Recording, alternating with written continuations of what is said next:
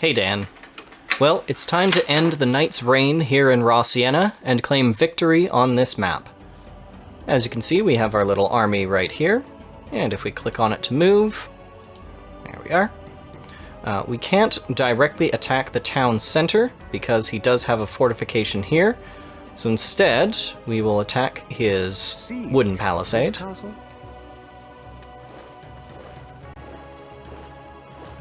And what we get to do is choose which siege engines we want to build. So you have your choice of catapults, siege towers, and battering rams. They all have their own strengths and weaknesses, and to show you what they're like, I'll just build one of each. Now you can see that as we select more things to build, it takes us longer to build them. And the larger your army is, the faster they will build these all. So let's just go through with proceed. And you see that in 2 seasons' time, we will be able to besiege the wooden palisade with our engines of war. Now obviously battering rams are for knocking down gates, catapults will knock down walls, and siege towers will allow you to essentially just step over the walls. Let's just have a quick look at our various counties here. I'll need to shift a few people around here in Periwinkle. But that doesn't matter much, because once we've conquered Raw Sienna, as I said, we will have claimed victory on this map. So one more turn, and then it will take us into the battle.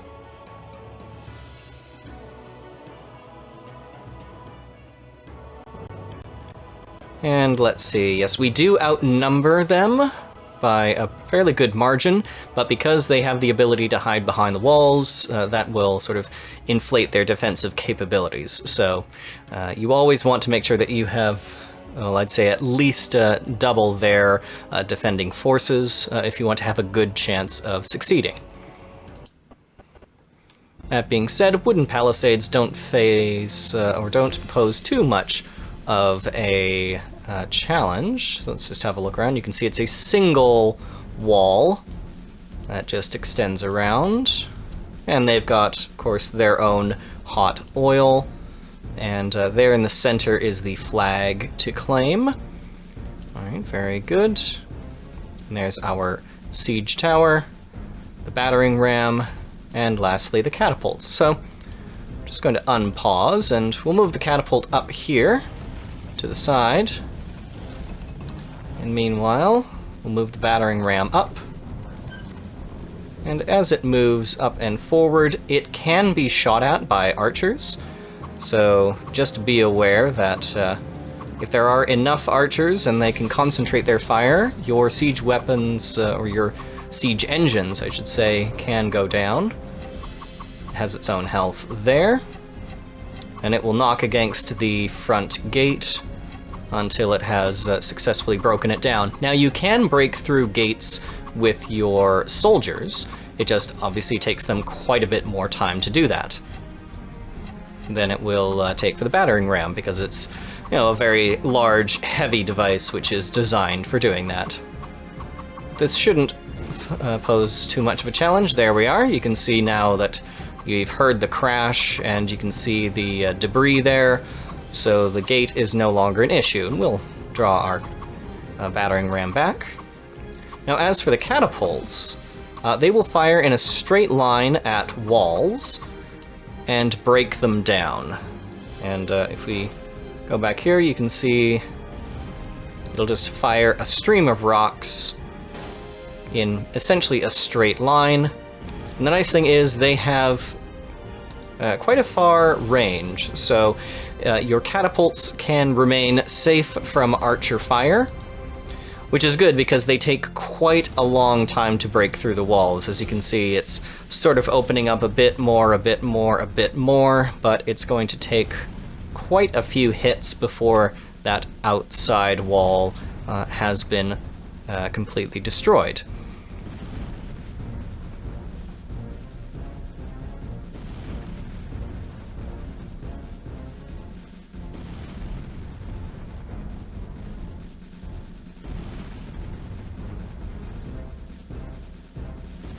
So catapults are useful if you want to keep your troops back behind the, I suppose, the danger line where they can be hit by enemy archers.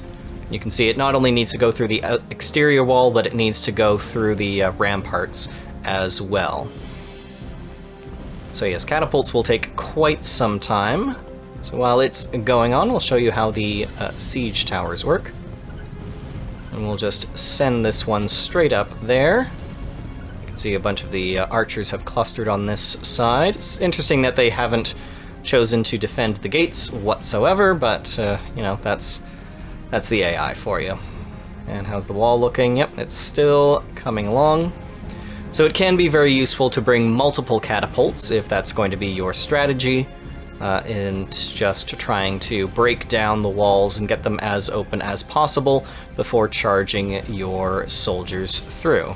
Now we've got this one in line with the wall, so what we're going to tell it to do is move straight across, and once it reaches the wall, assuming it hasn't been destroyed by incoming arrow fire, is that it will extend a ramp which will allow your soldiers to travel from the outside to the inside.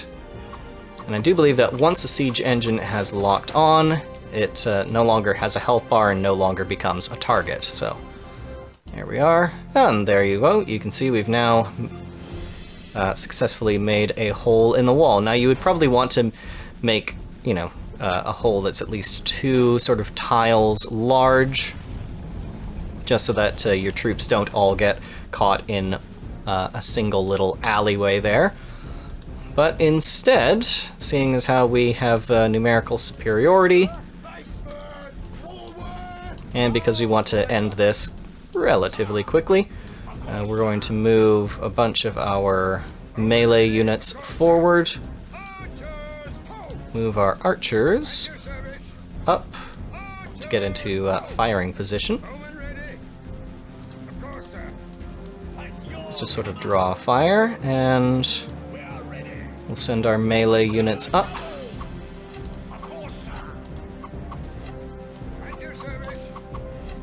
Can ask them to attack, and we'll just send them straight through the front gate because that is the most vulnerable position right now. And what we could do is just immediately run up and grab that flag there in the center. I think instead we'll just let things sort of play out. We'll need to select these units one by one because, again, they can sometimes forget that there are other people that they can be attacking. We'll move our archers up inside. And just to show you what it looks like, we'll have these ones come through. There we are. You can see they will make their way through the little ramp that has been created. Very good. I'll try to engage some of those archers in close combat, just to sort of... Oh, I'll tell you what, let's just take that swordsman back. And there we go. The siege has been won. That is one of the major weaknesses of the castle, is as soon as you touch the flag, you win. The addition of this shire to your lands brings the whole country within your grasp. Very good. I can't believe it. How can I have lost? It's not fair, and it's not right.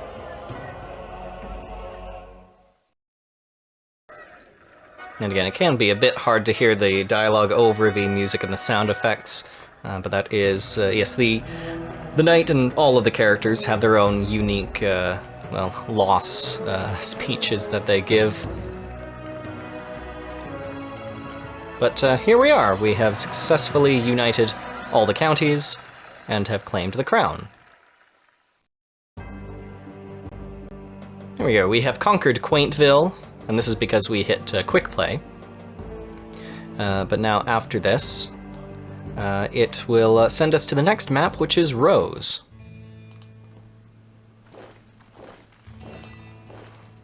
which as you can see has not only ourselves, but also the Knight and the Baron. So it's a slightly larger map, more opponents, and a new challenge. And that's basically what happens when you select Quick Play. It will send you through a series of maps of increasing difficulty. Alright Dan, well that's everything I wanted to cover with siege battles. Next time we'll finish things off with a few final thoughts, and also an overview of all of the other AI opponents that you can face in this game. Alright Dan, thanks for watching. I'll talk to you later.